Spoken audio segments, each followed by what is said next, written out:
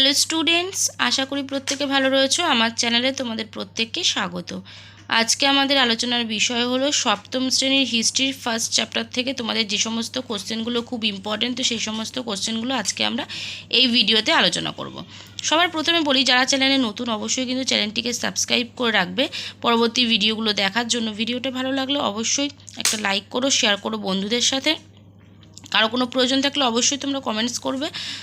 তো চলো আমরা আলোচনাটা শুরু করি। অবশ্যই কিন্তু প্রত্যেকে প্রশ্নগুলো নোট করে নেবে, কারণ তোমাদের ফার্স্ট চ্যাপ্টারে যতগুলো প্রশ্ন হতে পারে তো সেই সমস্ত কোশ্চেনগুলো কিন্তু আমি এখানে দিয়ে দিয়েছি। দেখো ফার্স্ট কোশ্চেন কি বলছে, কয়েকটি পেজ নম্বর 2 থেকে কয়েকটি ইতিহাসের উপাদানের নাম লেখো। তো কি লিখবো, যে পুরনো মূর্তি, পুরনো মুদ্রা, পুরনো বই প্রভৃতি হলো কয়েকটি ইতিহাসের উপাদান। নেক্সট কোশ্চেন বলেছে আমাদেরকে, ইতিহাসের উপাদানকে প্রধানত কয় ভাগে ভাগ করা যায় ও কি কি। অ্যান্সার লিখবো, ইতিহাসের উপাদানকে প্রধানত 4 ভাগে ভাগ করা যায়, যথা লেখ, মুদ্রা, স্থাপত্য ভাস্কর্য ও লিখিত উপাদান।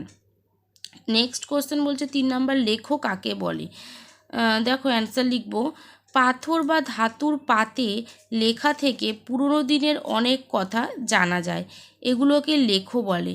তামার পাতের লেখাগুলোকে বলা হয় তাম্রলেখ, আবার পাথরের ওপর লেখাগুলোকে বলা হয় শিলালেখ। নেক্সট কোশ্চেন, লিখিত উপাদান কাকে বলে। কি বলবো, পুরনো দিনের কোনো কাগজের লেখাগুলি থেকে যদি ইতিহাসের কোনো তথ্য জানা যায় তাকে লিখিত উপাদান বলে। নেক্সট কোশ্চেন বলেছে, ইতিহাসের উপাদান কাকে বলে। খুব গুরুত্বপূর্ণ কোশ্চেনটা, দেখো কী লিখবো আমরা, পুরনো দিনের যেসব জিনিস আজও রয়ে গেছে, যেমন পুরনো ঘরবাড়ি, মন্দির, মসজিদ, টাকা পয়সা, বইপত্র প্রভৃতি, যেগুলো থেকে আমরা অতীতের কথা জানতে পারি, সেই সমস্ত জিনিসকেই বলা হয় ইতিহাসের উপাদান।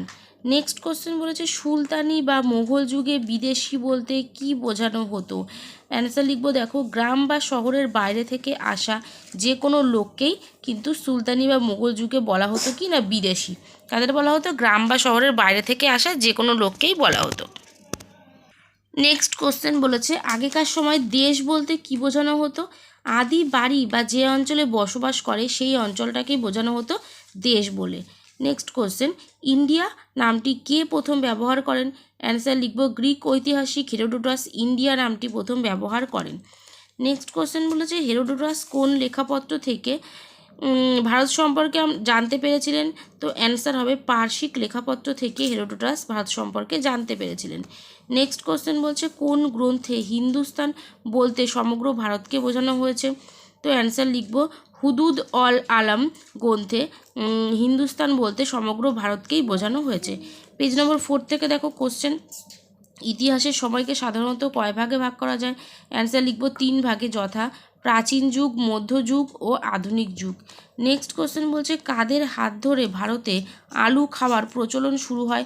অ্যান্সার লিখব, পর্তুগিজদের হাত ধরে ভারতে প্রথম আলু খাওয়ার প্রচলন শুরু হয়।